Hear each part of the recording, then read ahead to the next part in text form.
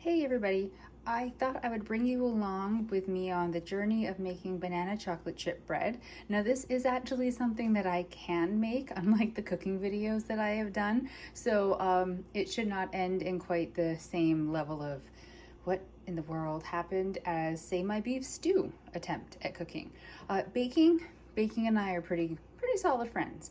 So I sort of pulled out everything to give you a rundown of all the ingredients, and I will give you the quantities needed for each, and then I will take little video clips along the way. I'm not great yet, as we all know, at filming videos where I'm cooking. I don't think I've done a baking one yet, but the cooking ones, they're flawed. I know that they're flawed, but they're not gonna get any better unless I keep trying. So let's give it another go. All right, so let's start with, you can use butter or margarine. You need a half a cup. And then you've got sugar. You're gonna need 3/4 of a cup of that, 2 eggs. Now, the measurement for the recipe technically says 1 1/4 cup of mashed bananas, and then in brackets about 4. But I have made this recipe so many times that I eyeball everything. So I have 4 bananas here, but that's because they're all kind of medium to largish, and like that one is huge. So 4 will be fine. But if they were on the smaller side, I would want 5 bananas. I never actually mash them and measure them out because I find that when they're still mostly frozen, I'll peel them and I'll cut them. And then I use a hand blender, so they'll get all blended up. But the texture of the banana bread is better if they're not made into like complete and total soft mush before you mix them all into the batter and everything, which does mean that you can't really accurately measure them. So just eyeball and then go by how the texture of the batter is. Okay, vanilla. 1 teaspoon of vanilla. You're gonna need 2 cups of all-purpose flour, 1 teaspoon of baking soda, which I'm running dangerously low on, and then 1 teaspoon of baking powder, a 1/2 teaspoon of salt, 3/4 of a cup of buttermilk. Now I never buy buttermilk. So the hack for that, you could say, is to make sour milk. So you put 1 tablespoon of lemon juice right there, and I've already put it into my little Pyrex thing. And then you add milk to measure 3/4 of a cup total. Mix it up, let it stand for a couple minutes, and you're good to go. So I haven't put the milk into this yet, only because you don't want it to stand for too long. So I will wait until I have the bananas all peeled and chopped up because they kind of take a while. And once that is ready, everything else goes fairly quickly. So I'll add the milk at that point. Yes, and then chocolate chips, duh, of course. So it takes a cup of chocolate chips, but a hack that I learned, I don't know, ages ago now, and I use it for all baking that involves chocolate chips or cookies, whatever, is mixing up the type of chocolate. Now I've actually pulled out 2 bags of dark chocolate, so I have to go back into the cupboard because I know I have a milk chocolate somewhere. So I usually do 1/2 cup of milk chocolate, 1/2 cup of dark chocolate. And for some reason, the mixture of the 2 different types of chocolate in cookies and banana bread, anything like that, it just sort of ups the game of the thing that you are baking, and people absolutely love it. So those are going to be all the ingredients. I'm going to go find the other chocolate chips, get to work on the bananas, and I'll kind of bring you in at certain points to show you what's happening. Okay, so I'm going to show you with one of the bananas. I've had them sitting out on the counter, I want to say maybe 15 minutes, so not all that long, but long enough that you can see like they're starting to, I almost said melt, thaw? They're starting to thaw. So I'm just trying to make sure that like I'm actually visible to the camera. Now I know some people, and I only learned this recently actually, somebody was telling me that they kind of slice open the banana at one end and squish it out. Which seems a possibility if you want to try that. I usually peel them. And then I always take off kind of like the, I don't know what to call it, like that, oops, dropping banana already. I've only just started. Like that inside stuff. The stuff that if it wasn't overly ripe and frozen, like the white part that kind of peels off a little bit separate when you're eating a banana, that part. I'm just gonna take that away.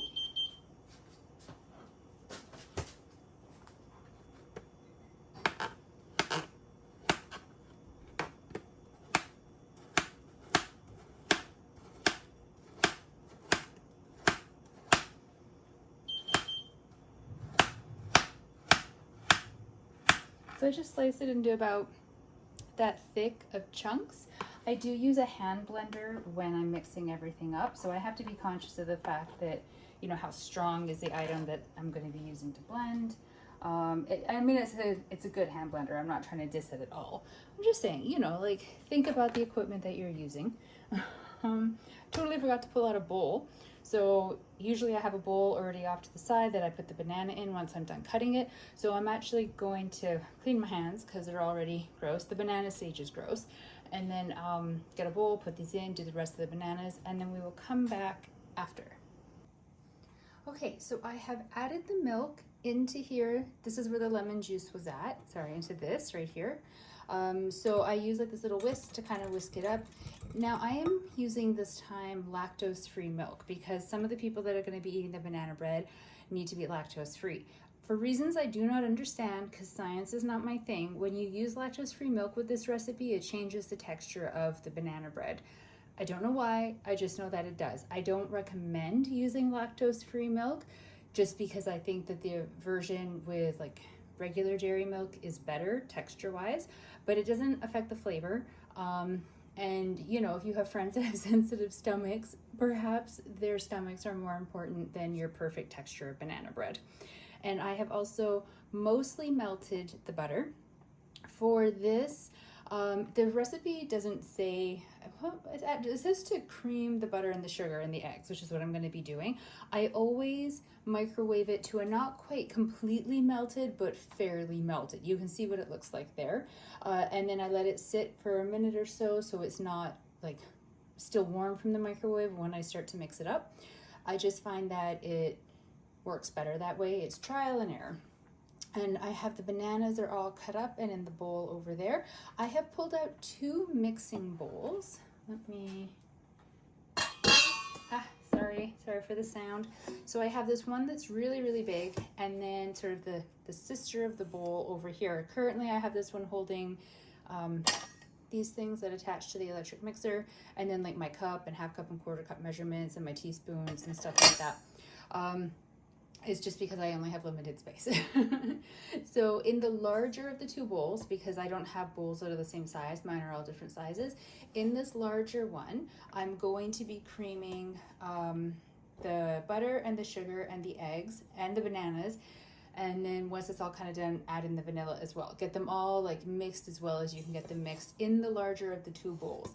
And then in the second bowl is where you're going to be putting all of your dry ingredients, because then you're going to be moving all your stuff, your dry ingredients, from the littler bowl into the big one, gradually alternating with the milk mixture that you have. And sort of, you'll see, I don't know why I'm telling you all this when you're going to see it, but I just wanted to explain.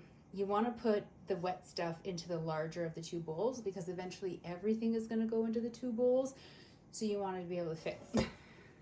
Okay, I'm going to get mixing. So like I said, it's going to be the butter, the eggs, the sugar, the bananas, and the vanilla in this bowl all mixed up. And I will show you what that looks like when it is done.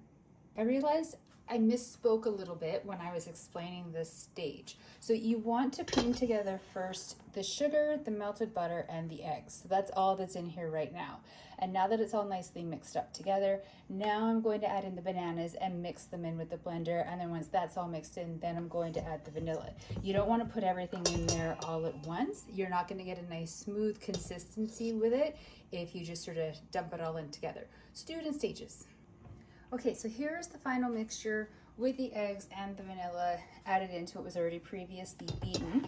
I don't know if you're going to be able to tell on camera, but the bananas, like there are some little pieces of banana in there. It's not like a perfectly smooth texture, which is exactly what I wanted. It's just better that way, in my opinion. It doesn't come across as like lumpy banana bread. The banana bread itself is nice and smooth because the frozen little pieces of banana will continue to kind of thaw out and then they cook really nicely once it's in the oven. It just means that when you're looking at the batter, sorry, I know that the lighting isn't great. I don't know how to not make the shadow. There's only one light here, but I don't know. Can you see what it looks like? How you can tell like there's sort of little bits of banana in there? That's okay. That's exactly how you want it to be. Everything else is fully incorporated, and it's okay even if you have some still on the beater heads like this does, because once you've made the dry part of the batter and you're mixing it all in, these are gonna get dipped back in there anyways, and it will all incorporate eventually. So I'm gonna move this bowl and the dripping blender off to the side, bring out the littler bowl, put all the dry ingredients in there, and soon we will be mixing it all together. Okay, so I have a tip or a trick, I suppose, but probably if you bake, you already know this and you think I'm talking down to you, and I really don't mean to. It's just, I don't know, I have a lot of friends that don't bake, so they don't know things like this. So this is all the dried goods. The flour, the baking soda, baking powder, and the salt is all mixed into this bowl. And then I use a whisk. Sorry, I blanked on what it was called. Oh my goodness.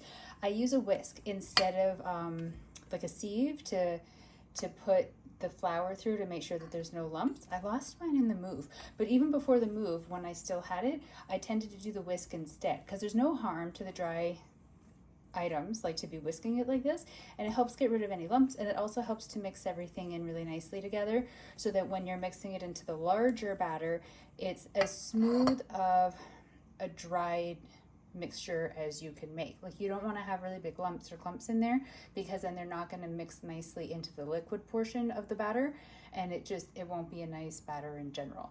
So a whisk kind of helps fix that little problem. So I got that all done. Now I'm going to be combining this and the milk, alternating into the larger bowl and mixing with the blender while I do it.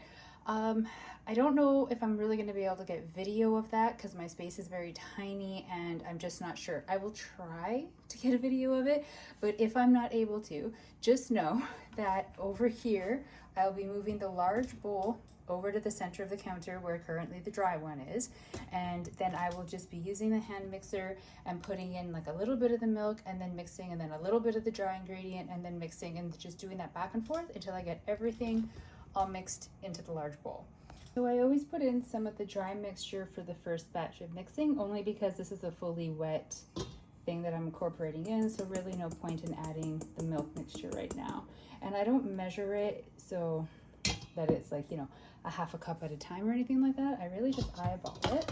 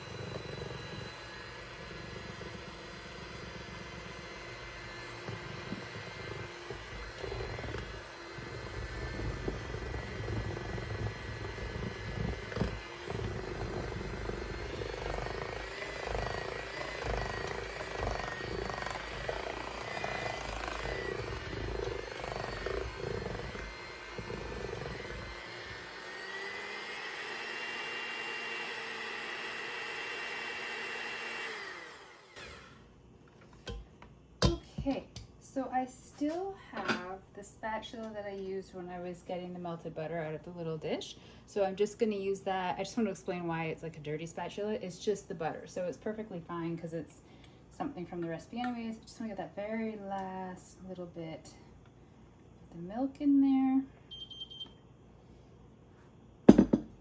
And I'm actually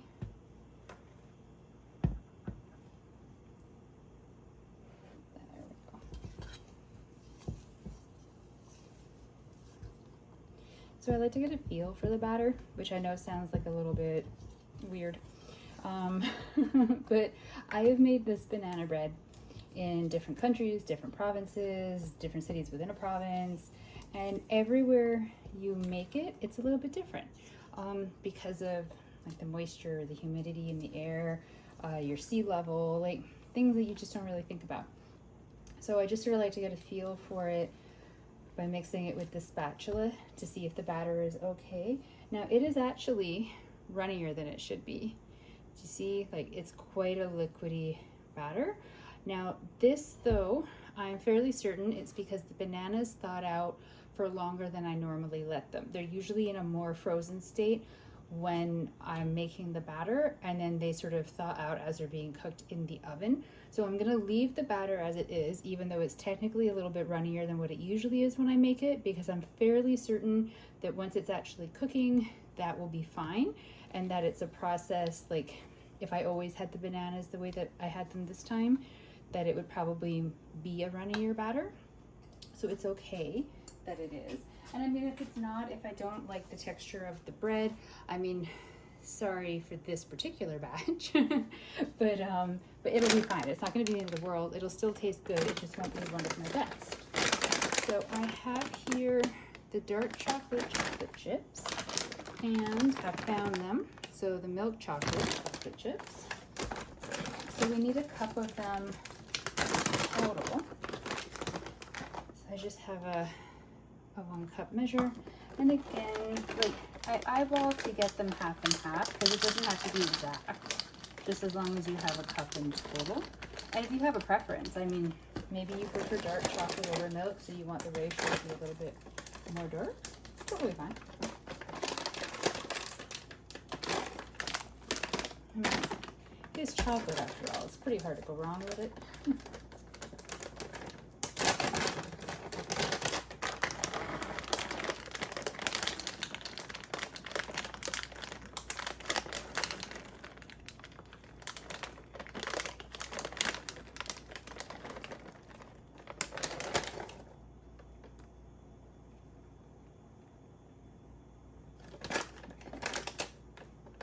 It also doesn't hurt anything. I've tried in the past with putting like a little bit more of a rounded 1 cup measure for the chocolate. But again, that could just be because I really like chocolate. So I mix these in. You don't want to use the hand blender for this part, which you probably already know, and I'm telling you something you don't need to be told. Sorry. Now you could also add nuts into this. I can't, because one of the people who's going to be there tomorrow has a severe nut allergy. So just like how I swapped out the milk for the lactose-free milk, I don't do the nuts because, you know, I don't really want to kill my friends. Strange, I know. But you could. I haven't done this with nuts in a very long time. I don't even remember which ones I used to use, but you could toast them first before putting them in. Or like once you have it into like the loaf pan, I'm putting this into 2 loaf pans.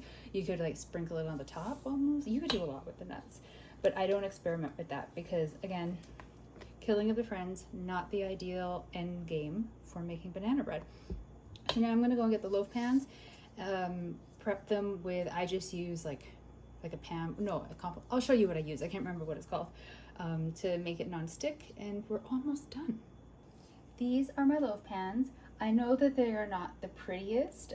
They're very dark and kind of discolored, and if you look on the inside, there's scratch marks and everything, but they're only that way because they are well loved and well used, and despite their appearance, they actually do an excellent job at baking. So I keep them. One day I may I'll have to replace them, but for right now I'm quite happy with them. So this is what I currently have. I kind of alternate in between something like this or specifically buying Pam, or even buying some kind of an oil and putting it in a spray bottle, you put it into the bottle and it turns it into a spray. I am not one of those people that's like, I will only use a specific brand or a specific type of like a spray oil type of a thing. I use what's on sale and what I can afford in my budget. So I'm gonna spray it off camera though, just because I always do it over top of the counter so that any sort of extra spray just goes over there and not like on my floor. And I do quite a lot because you really don't want this banana bread to stick.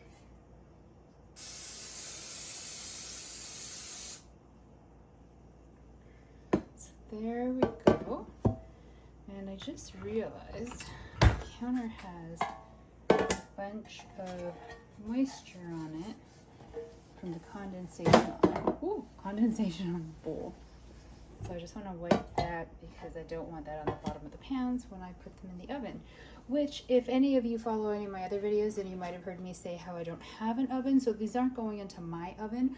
Once I have them in the pan, I then have to text a friend and be like, hey, I'm coming over. And I borrow their oven. So, the things you do for baking, right? And I'm very sorry for like blocking the camera view, but I have no way of getting this in without, because I suppose I could try going over the camera. This is super awkward, by the way.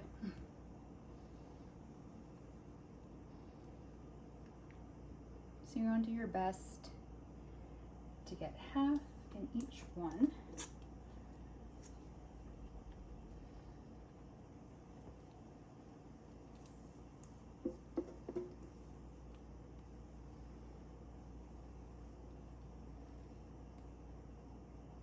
I think I just hit the tripod. Apologies.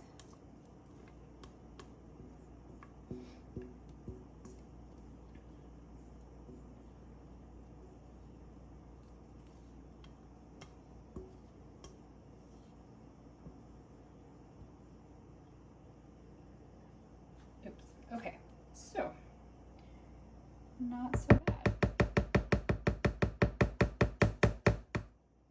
A little bit that came up the side there. I'm just going to push it down more so for my comfort level than because it's required. It was still baked just fine.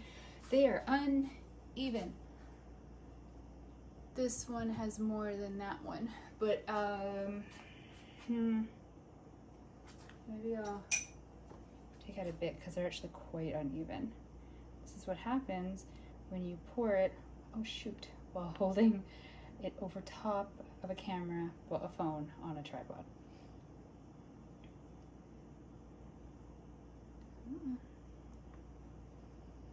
We just want to make them closer to even so that they have the same baking time. I could really care less if like one is bigger than the other, except for the fact that they're sharing the oven.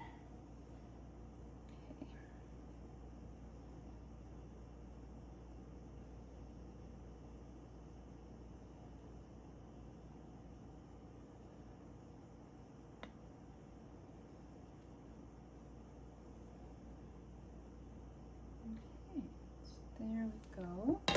Just got batter all over my hand. Clean up the side there. Okay, so that is the banana bread batter. So now I'm gonna stop recording so I can text my friend and tell her I'm on the way over, take it up and put it in her oven. It will go in a preheated oven at 350 degrees for 40 to 45 minutes. In my old apartment, it was 45 minutes on the nose every time without fail. This oven, not so reliable. So you want to keep an eye on it. Maybe start taking a peek at it at about the 35 to 40 minute mark and just sort of see how it's going. It's gonna rise really nice up in the middle and then have like a little bit of a crack in the top. You'll see, because I'll show you the finished product. But it's just, depending on your oven, will depend on exactly how much time you need. We'll find out this evening how much time mine takes. Well, not mine, my friend's. The finished product. So here are the 2 banana bread loaves, well, banana chocolate chip bread loaves. So normally I only let them sit in the pan for maybe 10 minutes, and then I use this very gentle little knife to kind of run around the edges to help get the cakes out. But like I said before, I don't have an oven, so I take these to my friends, and we got distracted. So they were sitting in the pan at my friend's place for longer than that amount of time. So they should be well and truly able to come out now. Yeah, oh, that is still kind of hot, but okay. Whew. There's one. Now look, every time there's chocolate chips left at the bottom of the pan, there's nothing I've ever been able to do to stop that.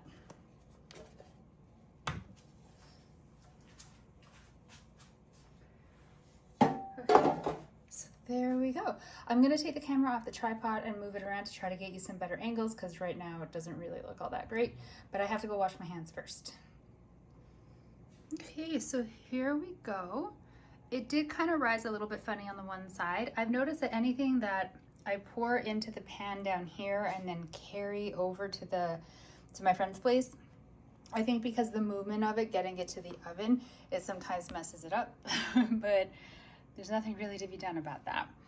So they're a little bit flatter than usual. I think that's because of the type of milk that I used. It really does, using that lactose-free milk really does change it. But again, friend's tummy is more important. So I'm gonna let these cool on the rack, and then once they're like fully cooled down, I will pre-cut them before I wrap them up for transportation tomorrow, because then that way it's just easier on everybody instead of people having to cut a slice for themselves. Just one last look at the banana bread so you can see the cross cut.